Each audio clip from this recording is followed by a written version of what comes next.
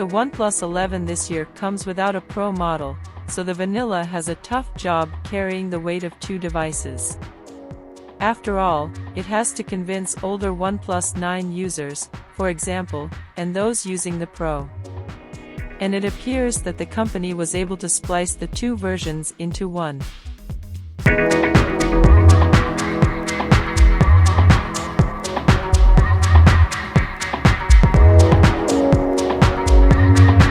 We see the OnePlus 11 as a strange mixture between the OnePlus 10 Pro and the OnePlus 10T from last year.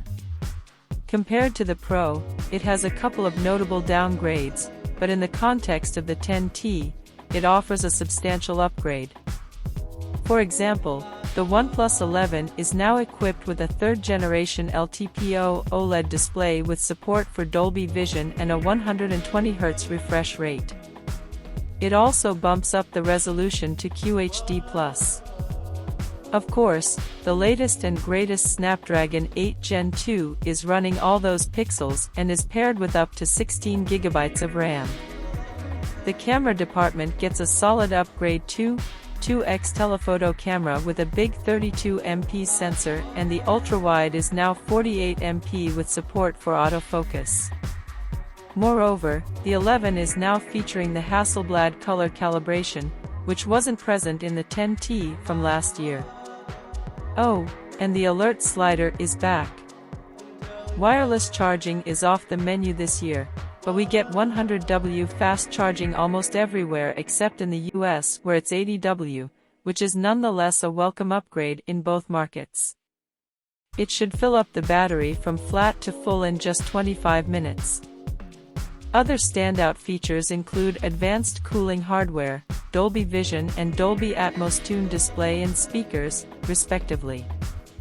This should allow for immersive multimedia and gaming experience on the go. Of course, we put that to the test in the following pages, so make sure to stick around and find out whether this year's OnePlus phone is worth your hard-earned money. The OnePlus 11 comes in a standard OnePlus-styled big, red box containing all the usual stuff like user manuals, USB-A to USB-C cable for charging and the appropriate 100W rated charger. Interestingly enough, the OnePlus 10 Pro last year came with a USB-C to USB-C cable, but OnePlus said that due to users' feedback, they decided to switch back to USB-A as most sockets and PCs still have the older standard, giving them more flexibility.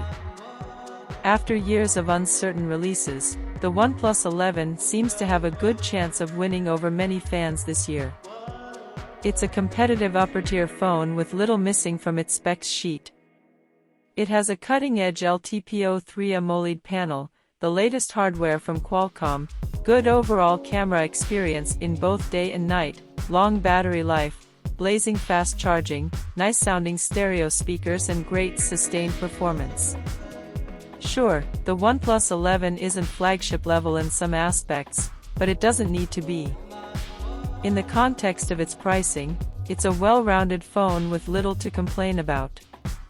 A better variable refresh rate handling would be nice, as this current implementation produces issues with some apps, and we would love to see OnePlus finally catch up with the competition in terms of zoom level. 2x doesn't cut it on a flagship in 2023. But that handicap is true for Oppo's flagships, too, so it doesn't come as a surprise. Finally, the software changes will surely be polarizing. The new Oxygen OS 13 has nothing in common with the older versions, and OnePlus clearly isn't sticking to its promise about keeping true to its roots in this regard. While we like ColorOS in general, we would have liked at least some of Oxygen OS native features retained. Right now, there's little to no reason to opt for OnePlus smartphones because Oppo and Realme phones are already running exactly the same software. Oxygen OS is what defined OnePlus for all those years. Nonetheless, if you don't care about the current state of Oxygen OS or you are completely new to OnePlus ecosystem, we see no reason not to get the OnePlus 11. It's a solid all-rounder that would ultimately become even more desirable with time as the price settles in.